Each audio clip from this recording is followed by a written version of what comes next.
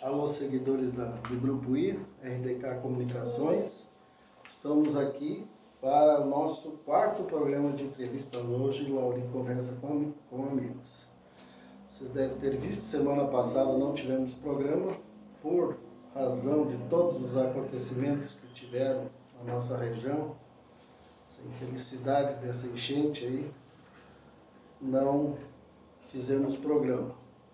E também não tivemos atividade no meu apoiador, que é a Medic Clube, o Django Promoções, que infelizmente ficou embaixo d'água, mas estamos trabalhando bastante, há 2 semanas já, e sexta que vem vamos ter atividade de novo, nosso baile das sextas, com os irmãos e Anderson e Duda. Última hora, esperamos vocês todos lá. E como a nossa conversa é lá ali com os amigos, então hoje eu resolvi trazer um cara que não é do futebol, mas que infelizmente torce para um time que depois a gente vai comentar, que eu não gosto muito, e ontem me fez sofrer de novo. E é um cara do mundo artístico, que é cantor, tocou em bandas, faz carreira solo também, veio de longe e se enraizou em Lajeado. Sandro Alex Santos. Sandro Santos, tudo bem, Sandro? Tudo bem, Lauri? Prazer estar aqui, prazer estar aí, trazendo um pouco da nossa história para esse teu pessoal que acompanha aí. Isso aí, eu sei que tu tem bastante história para contar. E fala um pouco de ti, a gente sempre pergunta um pouco da tua família, da tua origem, como é que foi tua infância. Conta um pouco pra gente aí. Eu sou catarinense, sou nascido em São Miguel do Oeste, uma cidade que fica a 90 quilômetros de Chapecó. Chapecó é mais conhecida, né? E venho de uma família que somos em 4 irmãos, todos músicos. Meu pai é músico. Meu pai foi professor de piano clássico, 35 anos, deu aula, e meu pai é engenheiro elétrico, mas ele dava aula de piano também. E eu comecei cantando na igreja com 5 anos, meu pai, eu queria cantar, ele me levou lá, eu não tinha vergonha, e comecei a cantar com 5 anos na igreja. E com 12 para 13 anos, na minha cidade, em São Miguel do Oeste, existiam os nativos. Lembra dos nativos? Que tinha da Castelhana. E ali os músicos, cada um tinha um filho. E até o Mota, que é um dos sócios do Lauri da GDO, o filho do Mota, também era nosso amigo. Então nós éramos 5 gurizinhos ali, e nós éramos Nativos Júnior. Nós montamos a nossa primeira bandinha. Então nós não sabíamos tocar, nós dublava. Ligava o disco lá e nós dublava. E os meninos foram estudando, era eu, meu irmão, o filho do Jair Demarco, que era o dono dos Nativos, o filho do Mota, que é da GDO Produções, e o Rafael, que era o filho de um dos músicos, dos Nativos. E os meninos começaram a estudar, começaram a aprender, e a gente parou de dublar e começou a tocar, de verdade. E ali foi a nossa primeira bandinha, e começamos a fazer uns bailinhos. E eu com 17 anos, eu queria ir embora, eu queria ir pro mundo tocar. E aí o Sandro foi para onde? Fui para Maringá. Tive uma oportunidade que até quem me ajudou foi o dono da GDO. Ele me indicou para uma banda super conhecida. Na época a banda já tinha 45 anos de história. Era uma banda que tocava formatura, casamentos. E eu fui para Maringá. Comecei a cantar nessa banda. Como é que era o nome da banda? Banda Aquários. Banda Aquários. É uma das bandas de maior estrutura do Paraná, né? Da banda Aquários foi uma vitrine para mim. Eu acabei indo para São Paulo. São Paulo, eu fui trabalhar na banda Santa Maria, que é a maior estrutura do Brasil de banda. A maior estrutura particular, né? Então a gente fazia muitas formaturas, casamentos, aí conheci o Brasil inteiro, rodei o Brasil inteiro. Pelo menos 10 cidades de cada estado do Brasil eu rodei. E nesse tempo que eu dei as bandas, em 2010 eu comecei a participar de alguns programas de televisão. Eu queria participar desses reality. E em 2011 eu fui para aquele Ídolos da Record. E do programa Ídolos, dos 120 mil inscritos, eu fiquei entre os 16 melhores do Brasil. Fiquei 78 dias no programa lá. E aí na época era o Orkut, não existia Instagram ainda, era o Orkut que estava passando pro Face, em 2011, ali, 2011 para 2012. E o Ivair Giovanella, que é o dono do Country Club aqui, na época ele estava montando uma estrutura, comprou ônibus, carreta, e ele estava montando a banda Arte Livre. E ele me achou no Orkut e entrou em contato, a gente conversou e eu acabei vindo parar em Lajeado. Vindo parar em Lajeado, cantar na banda Arte Livre daí. Arte Livre. Pois é uma história bonita, né? E nessa trajetória até ali, até tu chegar no Arte Livre, muitas bandas ou mais? No total foram 3 bandas. 3 bandas de nome que eu trabalhei, né? A banda Aquários eu fiquei praticamente 10 anos lá. E depois do Santa Maria e acabei vindo para o Arte Livre. Do Arte Livre eu fiquei 3 anos e meio e vim solteiro, casei, tive filho e me separei e estamos aí igual. Mas daí depois do Arte Livre, pintou uma proposta para mim trabalhar na banda Nave Som, que é uma das bandas mais conceituadas do Rio Grande, né? Fui trabalhar, continuei morando em Lajeado e fui trabalhar na banda Nave Som, que eles são de Itá, que é a divisa ali de Erechim, e a primeira de Santa Catarina, que é Itá, né? Só atravessa a ponte ali. Só que pra mim era muito longe, são quase 500 quilômetros, então eu ia fim de semana, tocava com a banda, voltava pra cá durante a semana. Ia fim de semana e voltava. E eu fiquei mais ou menos 1 ano e 8 meses no Nave Som e eu resolvi parar com a banda e montar o meu projeto solo, onde hoje eu toco em praticamente 90% das casas do Sul aqui. Antes da pandemia a gente vinha numa ascensão muito grande, fazendo 23 shows por mês. E depois da pandemia não só piorou no nosso segmento, mas piorou, acredito que em todos, né? Então da média de 22, 23 shows que eu fazia no mês, hoje eu estou fazendo 12, 11, mas ainda continua bom. Então, uma coisa que eu não sabia, quem montou o Arte Show foi... O Arte Livre foi o Ivair. Na verdade, o Arte Livre era de Venâncio, né? Era uma banda de Venâncio e na época o Ivair comprou essa banda. Ele comprou a banda, então ele comprou um ônibus novo, carreta, botou carreta a palco. Ele montou uma estrutura, assim, a maior estrutura do Rio Grande do Sul, assim, de bandas de baile, né? E nesse tempo a gente viajou muito. Santa Catarina, Paraná, a gente fazia Curitiba, tocava todo o litoral de Santa Catarina. Tocava nas maiores casas aqui do Rio Grande do Sul, inclusive o Country aqui, né? Sim.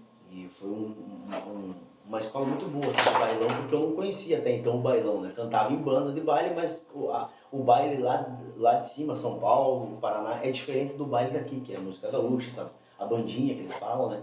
É totalmente diferente. Então foi uma escola para mim também, né? Como tudo na vida, né? A gente vai aprendendo.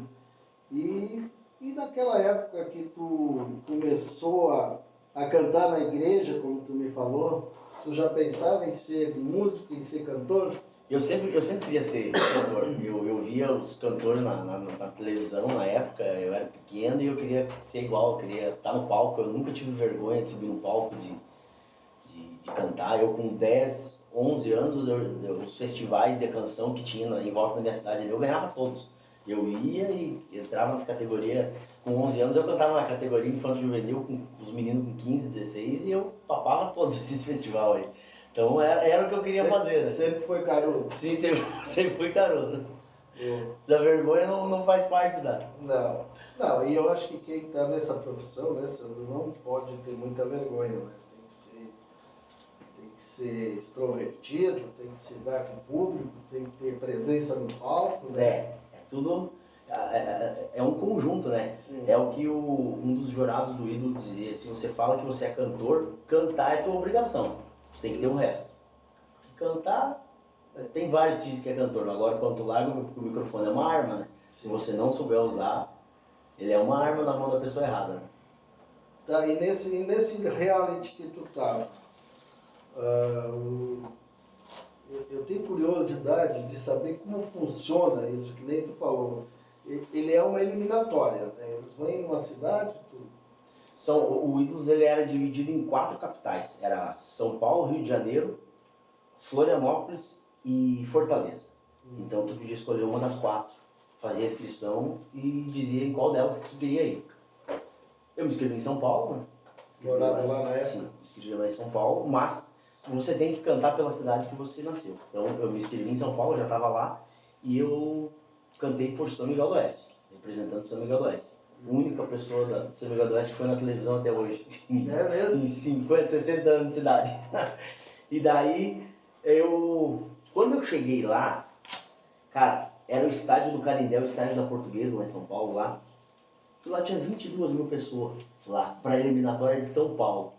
Quando eu entrei lá dentro, eu falei, o que eu tô fazendo aqui? Eu pensei, e uns caras bons, assim, mulher, cantora, assim, tu vê de tudo lá, de todos os estilos, né? E eu pensei, o que eu tô fazendo aqui? Só que eu fui para aquele Ídolos para levar o meu irmão. Assim, eu tenho nós somos em 4. Eu sou o mais velho. Na escadinha, o terceiro, hoje ele mora nos Estados Unidos. Ele canta na maior empresa de cruzeiros do mundo, que é a Carnival. A Carnival tem mais de 70 navios, né? E na época ele era novo, eu tinha 29 anos e ele tinha 19 para 20. E ele sempre foi um baita cantor, assim, muito bom ele é, até por estar onde ele está hoje. E na época eu convenci ele e levar, não, então eu vou também, eu participo também. Porque eu fui no ano de 2010, eu fui e não classifiquei. Caí já na primeira fase já. E daí eu pensei, vou levar meu irmão canta mais que eu já pego uma carona com ele, né? Ele está na minha frente, daí o que acontece? Quando você chega no programa, é montado 20 barracas no estádio. Cada barraca tem um produtor musical, de um artista, tinha produtor de Chitãozinho Chororó, produtor da Rita Lee, produtor do Titãs. E aí, você entra numa barraca, tem uma pessoa sentada aqui, um produtor, e mais uma pessoa da Record. Ele pergunta teu nome, o que tu canta, e então canta pra mim. E tu tem que cantar a capela ali. No seco, sem nada. E é 3 minutos, 2 minutos ele já diz, ó, tu tá dentro, amanhã tu vem de novo, ou tu já tá fora. Em 2010 eu fiquei tão nervoso, eu peguei a produtora da Ana Carolina, e quando eu entrei ela me olhou, ela falou, tu canta sertanejo, né? Hoje eu não passei nenhum sertanejo ainda. Eu já fiquei nervoso e comecei a cantar e já errei e já caí na primeira. Então, daí eu fui levar meu irmão. Fui levar meu irmão pra escrever ele e tal, pensei, o Andrei vai dar certo e tal. Ele tá na minha frente, na primeira barraca, quando ele entra, ele sai da barraca e me mostra o carimbo. Tinha caído na primeira, eu falei, eu nem vou entrar, eu falei, o que eu vou fazer ali dentro? Aí, depois eu vou te explicar por que ele caiu. Entrei, dou de cara com o Ringo Hoffman, que era um dos produtores do Chitãozinho Chororó na época. E eu preparei Chitãozinho Chororó para cantar. Aí entrei, ele falou, você sabe quem que eu sou? Eu falei, sei quem você é. A alma quase saindo do corpo, né? E aí ele falou, o que tu vai cantar? Daí eu falei, eu preparei Chitãozinho Chororó.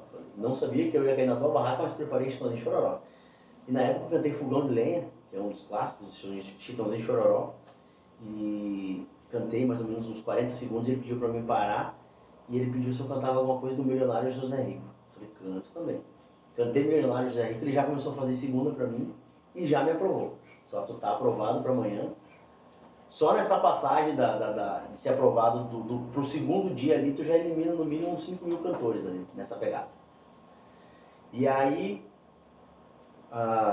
as primeiras despesas é tudo por conta do candidato, né? Eu passei uma semana dormindo no carro, né? Não queria gastar com hotel, então ia comer um negocinho, tomava um banho na rodoviária, voltava e dormia dentro do carro, né?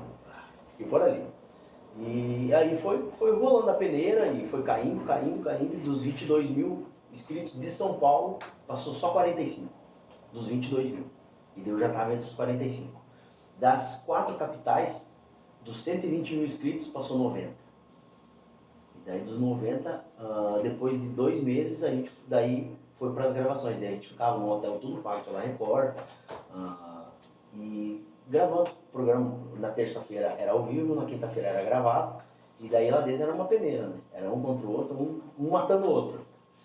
E quando nós estávamos em 16, eles fizeram uma... Eu caí, na verdade, dos 16 ia sobrar 10. Nos 16 nós estávamos em 3 sertanejos e rolou meio que uma pegadinha da produção ali.